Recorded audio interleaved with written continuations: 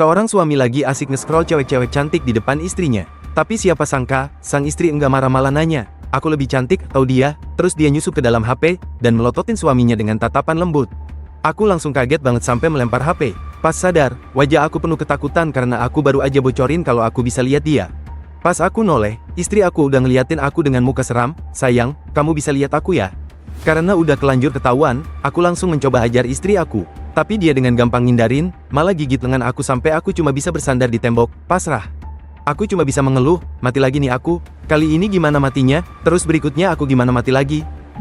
Yokoso di ruang wibu. Tes langsung kita nonton. Setelah hidup lagi, aku tetap kaget setiap kali istri aku tiba-tiba muncul untuk kagetin aku. Mati lagi deh gara-gara ketahuan bisa lihat dia. Akhirnya, aku udah mau gila. Aku berteriak pengen kabur, berdoa minta dewa turun tangan bunuh istri aku. Tapi itu cuma hayalan, karena dengan rating yang begitu sempurna, aku harus mati lagi baru ada lanjutan cerita. Ujung-ujungnya aku mati lagi.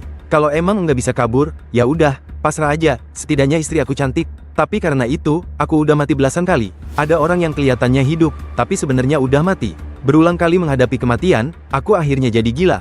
Kondisi mental aku yang awalnya waras berubah jadi kacau dan edun. Gimana aku bisa bertahan? Gimana aku bisa kabur? Gimana caranya bunuh si perempuan jahat ini? Di kematian yang ke-30 kali, mata aku sudah mati rasa, beku kayak air tergenang. Tapi di balik itu, tersimpan kegilaan yang udah ditekan sampai maksimal. Kegilaan itu bagai api yang namanya dendam. Sekarang, aku cuma pengen bunuh si perempuan jahat itu. Tiba-tiba, suara yang familiar muncul lagi. "Sayang, sarapan udah siap." Kali ini, aku pura-pura tuli, berdiri dengan mata kosong. Melihat itu, istri aku langsung halangin jalan aku. "Kok diam aja? Lagi nggak enak badan? Sayang, butuh pijitan biar rileks." Ngelihat istri cantik yang cuma beberapa sentimeter di depan, aku malah kayak nggak lihat aja dan jalan tabrak dia. Tahu-tahu aku malah nembus badan dia. Setelah mati berkali-kali, aku akhirnya nemuin pola, selama istri aku belum yakin bahwa aku bisa lihat dia gak bisa nyerang aku. Langsung aja aku menuju dapur dan santai bikin sarapan sendiri. Si istri di samping gregetan banget, "Sarapan kan udah ada, ngapain bikin lagi?" "Sarapan? Dasar, jangan-jangan yang dimaksud sarapan, itu aku sendiri." Baru aja aku duduk di meja makan dan ambil sarapan yang udah dibuat. Tiba-tiba istri aku muncul di permukaan meja, sambil senyum seram, matanya menatap aku terus. Dalam suasana seram kayak gini, aku dengan tenang menghabiskan sarapan. Habis makan, aku langsung menuju pintu depan. Pas aku pegang gagang pintu, mata cantik istri aku muncul di gagang itu. "Sayang jangan pergi, aku takut sendirian di rumah." Tapi yang dia dengar cuma bunyi pintu dibanting keras. Akhirnya aku berhasil keluar rumah, tapi hati aku sama sekali tidak senang. Saat ini yang ada di kepala cuma satu, gimana caranya bunuh si perempuan jahat itu? Aku pelan-pelan turunin tangga tua yang kotor, dan pintu berkarat muncul di depan mata. Sinar matahari yang cerah menembus dari celah pintu. Aku buka pintu dan melangkah ke dunia yang hangat, tapi pemandangan yang aku lihat bikin aku menggigil. Realita kejam langsung menghancurkan khayalan aku. Sejauh mata memandang, seluruh dunia dipenuhi oleh berbagai makhluk menyeramkan dan aneh. Siluet manusia seluruhnya hitam, manusia kelinci berkostum pengantin, kepala Buddha setengah yang terlihat agung. Aku yang sudah dalam keadaan mental gak stabil langsung tertawa seperti orang gila, walau tertawanya terdengar lancang dan menekan, tetapi sebenarnya aku merinding dan ngeri. Aku teriak, "Dunia ini sungguh luar biasa. Seru banget beneran." Bahkan setelah aku tutup mulut kuat-kuat, tawa itu masih bocor dari sela jari. Tawa yang gak terkontrol bikin aku mual-mual sampai ingin muntah. Tiba-tiba, seorang figur muncul di depan aku. "Paman, kenapa? Kamu tidak enak badan?" Mendengar suara itu, aku kaget dan hampir kencing celana. Pas aku balik, seorang gadis kecil sedang makan lollipop terlihat oleh aku. Melihat itu, aku dalam hati lega, "Oh, cuma anak kecil." Langsung aku usap kepalanya dan bilang, "Adik kecil, paman baik-baik aja. Sudah malam, kamu harus pulang." Tapi 1 detik kemudian, wajah gadis kecil itu berubah jadi penuh darah dan mengerikan. "Kamu bisa melihat aku?" "Paman, kamu bisa melihat aku." Gadis yang tadi polos dan imut, sekarang berubah jadi makhluk aneh berdarah setinggi 3 meter. Melihat ini, aku cuma bisa melotot, lalu, ketawa lagi dengan gila. "Penampakanmu lucu banget, aku suka banget sama bentukmu sekarang." Si gadis kecil angkat tongkat tulang besar dan menghujamkannya ke aku. Aku tahu sekarang kenapa aku ketawa, karena jumlah kalian terlalu banyak. Sampai-sampai aku enggak perlu bedain lagi yang mana manusia, yang mana hantu. Dan, bye-bye, aku langsung dihajar jadi semacam daging cincang. Lalu, aku bangun lagi di kasur. Kegilaan tadi udah hilang, diganti sama ketenangan kayak air mati. Di samping, si istri masih manggil-manggil buat sarapan. Sesaat kemudian, aku ngulang semua langkah yang sama persis sekali lagi, dan sampai lagi di tempat tadi, dan ketemu lagi sama si gadis kecil yang polos dan imut itu. Dari pengamatan aku, orang-orang di sini kayaknya pada buta sama makhluk-makhluk aneh ini. Para makhluk yang ada di mana-mana ini main peran macam-macam, nyapa manusia, nunggu respon mereka, persis kayak istri aku.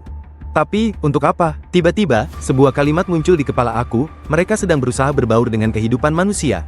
Mereka mau manusia merasa keberadaan mereka. Buat cari tahu lebih banyak, aku naik sepeda keliling lihat. Tanpa sadar, aku sampai di sebuah rumah sakit jiwa yang serem abis.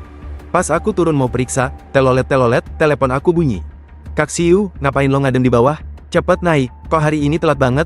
Aku langsung blank, baru nyadar, jalan ini emang jalan ke kantor, tapi kantor aku kok jadi rumah sakit jiwa? Tapi ya gak apa-apa, sekalian aku lihat seserem apa makhluknya kali ini.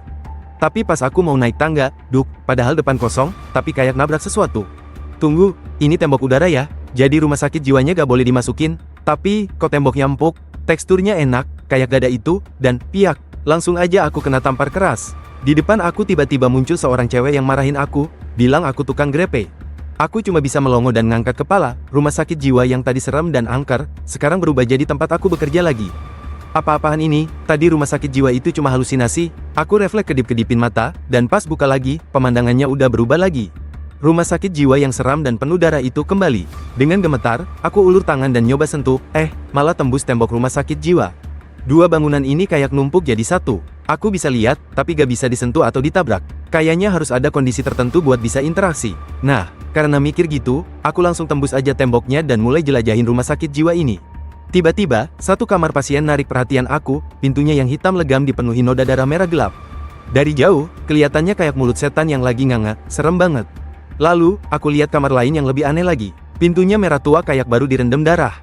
Aku angkat kepala dan lihat tulisan di atasnya, kamar 104.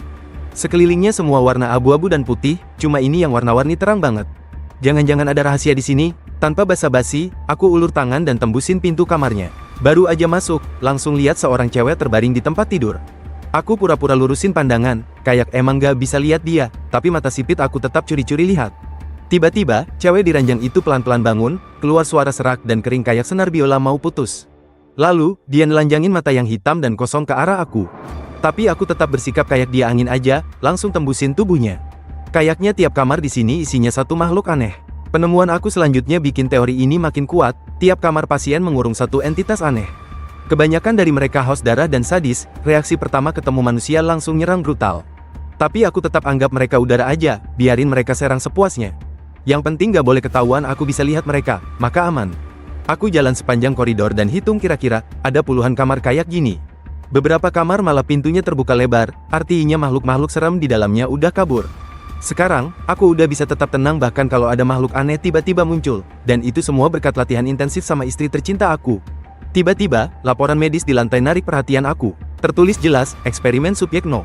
128 berubah menjadi makhluk gaib. Tulisan ini ngebom otak aku, jangan-jangan semua makhluk aneh ini sebenarnya manusia yang berubah? Jadi yang di kamar-kamar itu dulu adalah manusia? Kebenaran ada di depan mata, tapi aku gak bisa ambil buktinya, aku hanya bisa marah dan pasrah. Soalnya semua ini cuma ilusi, aku gak bisa megang atau baca laporannya. Tiba-tiba, muncul ribuan helai rambut hitam di depan aku. Aku langsung terdiam, lalu berdiri perlahan sambil pura-pura gak terjadi apa-apa. Pas aku lihat ke atas ada dokter cantik berbaju lab putih nongkrong di langit-langit, melototin aku dengan tatapan kosong. Dia nurunin kepala dan ngajak aku, menjelajahi makna kehidupan. Tapi aku bahkan enggan melirik, otak aku masih penuh sama laporan tadi. Kalau kantor ada petunjuk, pasti di tempat lain juga ada, misalnya ruang direktur, pusat kendali rumah sakit jiwa ini. Pas aku naik ke lantai 2, tiba-tiba ada suara, Kak Siu, kok baru datang?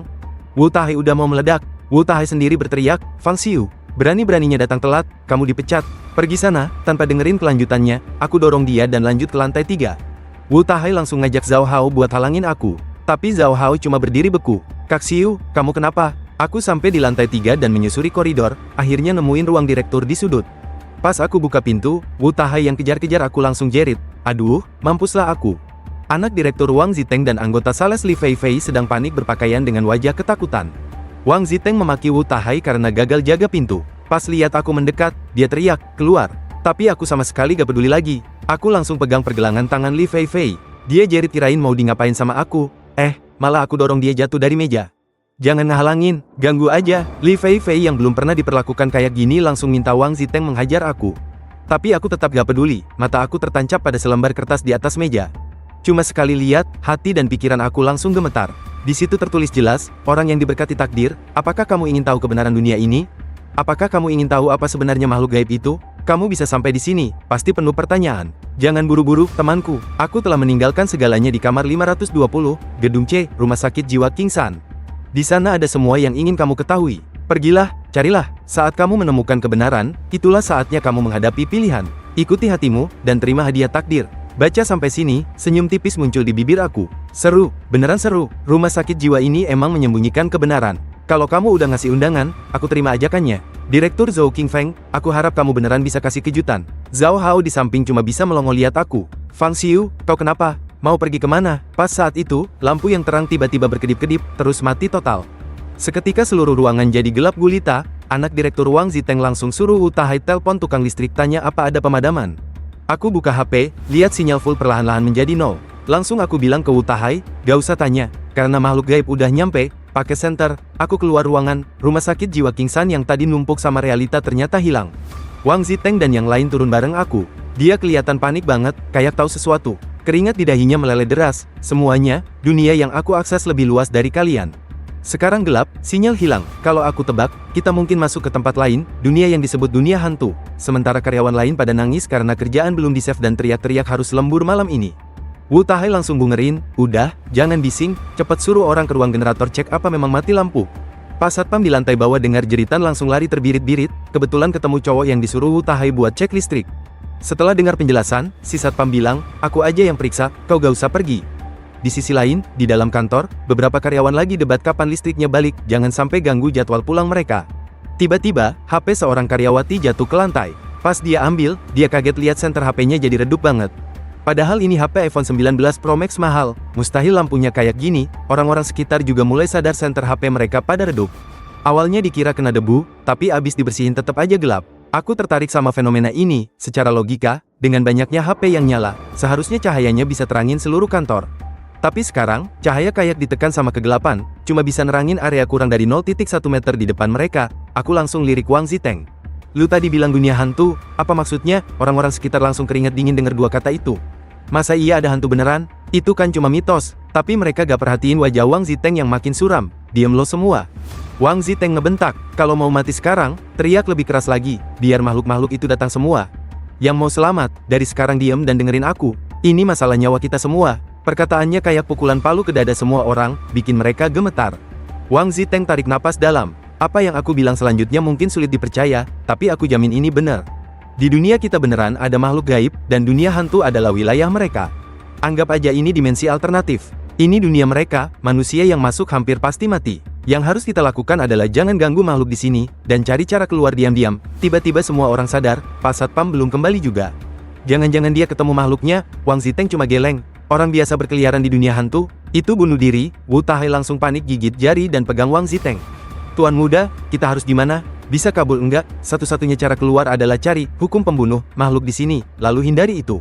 Cuma itu harapan kita. Pas semua orang masih tenggelam dalam ketakutan karena perkataan Wang Ziteng, aku kayak dengar suara yang aneh. Sensasi familiar ini bikin bulu kuduk aku merinding, keringat di dahi meleleh deras. Makhluk itu udah mau datang, mereka langsung marah dan bilang aku ngaco, bersikeras bahwa makhluk gaib tidak ada. Tapi, di belakang mereka, Wang Xiaoli udah dijebak makhluk itu, dipelintari tentakel, tidak bisa bergerak atau bersuara. Aku cuma nonton dengan tenang. Wajah tampan aku plus ekspresi datar bikin aku kelihatan kayak boneka hidup. Coba cari Wang Xiaoli, kata aku santai. Seorang karyawati langsung jerit ketakutan. Bohong, Wang Xiaoli tadi ada di samping aku. Tapi pas dia lihat, Wang Xiaoli yang barusan ngobrol sama dia, udah hilang tanpa suara. Dia langsung panik teriak-teriak namanya, berharap ini cuma lelucon. Seketika, kerumunan jadi kacau. Apa bener ada makhluk gaib? Apa kita beneran mati di sini? Wang Ziteng tiba-tiba menatap aku. Fang Xiu, kamu pasti lihat makhluknya kan? Tapi aku bilang, gelap, aku gak bisa lihat jelas. Cuma lihat dia hilang dalam sekejap. Karena aku terlalu kalem, kayak yang hilang cuma semut, orang-orang pada nebak jangan-jangan aku udah dikuasai makhluk itu. Wang Ziteng curiga. Fang Xiu, kok kamu gak takut?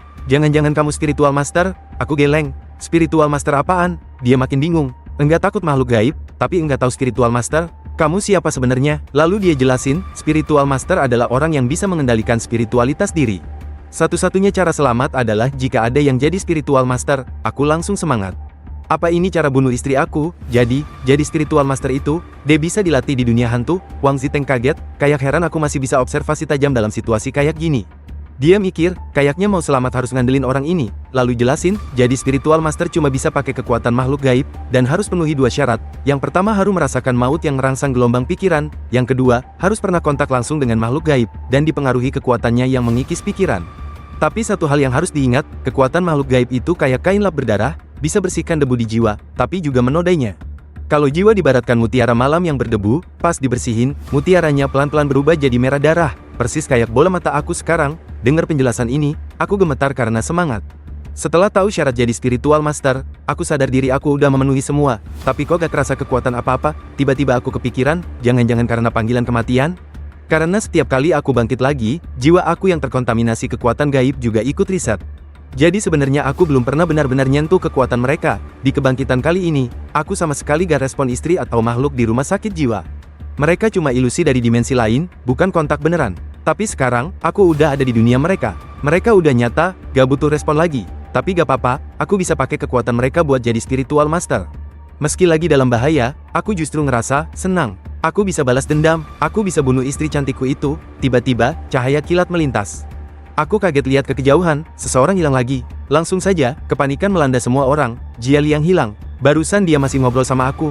Teriakan mereka bikin Wang Ziteng meledak. Diam semua. Mau panggil makhluknya datang ya? Li Fei Fei yang sudah menangis menarik dia. Tuan muda, aku gak mau hilang. Kita harus gimana? Wang Ziteng yang sudah stres langsung berteriak. Kamu tanya aku tanya siapa? Aku juga mau tahu. Tapi tiba-tiba, suara tenang aku nyelip di tengah keributan. Interval waktunya 2-3 menit. Orang hilang setiap 2-3 menit. Tepatnya, cewek 3 menit, cowok 2 menit. Yang pertama hilang adalah Satpam Pa Zhao.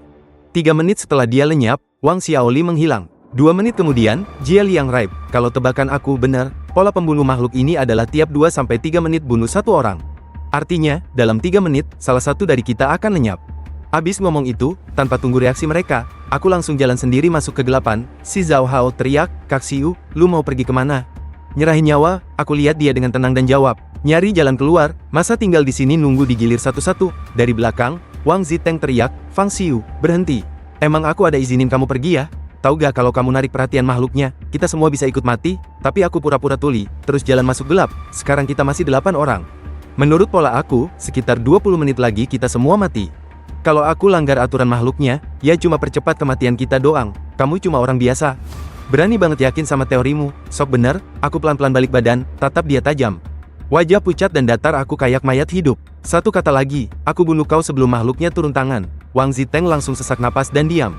Si Zhao Hao nekat ngikutin aku meski takut. Kita pakai senter, jalan di koridor gelap yang kayak gak ada ujungnya.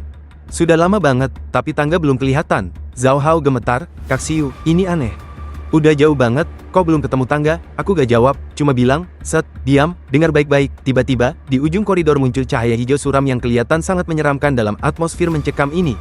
Cahaya ini, kok mirip banget sama lampu di rumah sakit jiwa King San? Sebuah tebakan yang sulit dipercaya muncul di kepala aku. Aku langsung cepat-cepat jalan ke arah cahaya, bikin Zhao Hao di belakang teriak ketakutan. Kak Xiu, jangan tinggalin aku. Pas aku masuk sepenuhnya ke area cahaya, pemandangan yang aku lihat bikin aku syok. Aku tiba-tiba ada di koridor tua dan angker, langit-langit dan dinding penuh noda gelap dan darah. Di kejauhan ada tempat tidur dorong yang juga berlumuran darah. Zhao Hao ketat banget nempel sama aku. Kak Xiu, apa aku halusinasi? Ini kok mirip rumah sakit di film horor?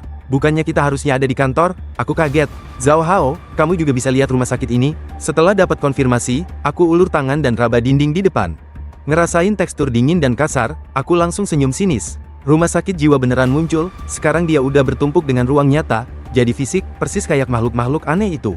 Gak heran sebelumnya gak kelihatan, dia yang telan kantor kita. Aku ada di dalamnya, ya wajar gak kelihatan. Kita lanjut jalan di atas genangan darah. Lihat jumlah darah yang berceceran plus seragam satpam dan pakaian wanita yang sobek-sobek, aku dan Zhao Hao langsung paham, orang-orang yang hilang udah dimakan makhluk itu. Teman-teman cewek di divisi penjualan tubuhnya kecil dan ramping, jadi jumlah dagingnya lebih sedikit daripada rekan cowok. Selisih waktu hilangnya menunjukkan kecepatan makhluk ini makan. Zhao Hao langsung pucat dan gemetar. Kak Xiu, abis dia makan, giliran kita berikutnya. Tapi aku bilang, tenang, Jia Li yang baru aja diculik. Kita masih aman untuk sementara. Jadi, makhluk itu sedang makan Jia Li yang di suatu tempat. Aku gak jawab, malah fokus amati baju yang sobek itu. Potongannya rapi banget, jelas dibuat oleh benda tajam. Aku langsung keinget dokter cantik yang aku temui di rumah sakit jiwa. Tiba-tiba, suara langkah kaki jelas terdengar dari kegelapan. Aku dan Zhao Hao langsung menoleh. Kak Xiu, apa ini? Ada orang lain, atau makhluknya datang? Keringat di dahi aku meleleh deras. Diam, jangan berisik, suara langkah kaki itu kayak pukulan palu ke jantung aku. Sebuah kaki bersepatu muncul pertama, lalu sekelompok orang muncul mengelilingi Wang Ziteng. Mereka bingung, harusnya ada di kantor, kok sekarang ada di rumah sakit, aku cuma bisa geleng-geleng. Oh, kalian toh, aku kira makhluknya datang. Wu Tahai nanya, ada penemuan? Nemuin Wang Xiaoli mereka. Tiba-tiba Li Fei Fei tunjuk lantai dengan wajah ketakutan. Di kaki mereka banyak darah, Wu Tahai langsung kaget, baru nyadar genangan darah dan pakaian di depan kita. Ini kan baju Pak Satpam dan Wang Xiaoli. Wang Ziteng wajahnya makin suram. Sebuah pikiran mengerikan muncul, jangan-jangan mereka udah dimakan makhluk itu. Li Fei Fei langsung nangis histeris dan peluk Wang Ziteng, minta dia pulangin sekarang. Wang Ziteng akhirnya sadar dari kagetnya. Kamu benar, kita harus cepat pergi. Lalu dia suruh aku nerangin jalan dengan nada perintah. Tapi aku cuma diem lihat HP, hitung mundur pelan. Akhirnya aku angkat kepala dan lihat mereka semua. Waktunya habis. Dia sudah mau datang. Pas Li Fei Fei masih bingung, waktu apa yang habis? Langit-langit di belakangnya bunyi krek, rambut panjang turun dari atas. Suaranya kayak sendi yang diputar. Krek, Wang Ziteng dan Li Fei Fei pelan-pelan menoleh. Dan 1 detik kemudian, mata mereka langsung kosong karena ketakutan. Dilihatnya seorang dokter wanita berbaju lab putih, dengan anggota badan panjang seperti laba-laba dan mata merah darah, tergantung terbalik di langit-langit koridor. Suara krek-krek itu ternyata berasal dari lehernya yang berputar, dan targetnya adalah Li Fei Fei yang sudah membeku ketakutan. Wang Ziteng dan Li Fei Fei teriak dan semua pada panik serta kabur kayak atlet lari. Tapi Wang Ziteng terhenti, ketika dia noleh ke belakang, Li Fei Fei lagi memohon bantuan dan menarik bajunya. Tapi di belakang ada suster cantik itu yang sudah mendekat, tak pikir panjang, dia langsung menamparkan Li Fei Fei dengan kuat. Minggir lu, jangan nempel terus. Dan aku masih lagi observasi makhluk itu, ternyata hantu ini beneran sama dengan yang aku ketemu pas di rumah sakit. Makhluk yang membunuh ini ternyata adalah dokter wanita yang pernah kulihat di rumah sakit jiwa. Saat ini dokter wanita itu sudah berada tepat di atas Li Fei Fei, sementara Li Fei Fei masih tak sadar terus memanggil-manggil nama Wang Ziteng. Baru setelah rambut dokter wanita itu menjuntai dan menyentuh wajahnya, sensasi dingin dan licin itulah yang akhirnya menyadarkannya, kemudian dokter wanita itu mencengkeram rambut Li Fei Fei. Pisau bedah yang tajam di tangannya langsung menuju leher Li Fei Fei. Tolong selamatkan aku belum mau mati, aku rela melakukan apa saja. Apakah Li Fei Fei akan mati, atau MC kita akan membantunya? Ingin tahu lanjutan manhwa ini? Judul manhwa ini agak aneh, yaitu Weird and Hard to Kill. Sorry, I'm the real immortal. Tapi kalau mau baca, aku udah kasih linknya kok, bisa langsung cek deskripsi video ya. Kalau mau aku lanjut rekap, silahkan komen di bawah ya para wibu tercinta. Sampai jumpa di video selanjutnya.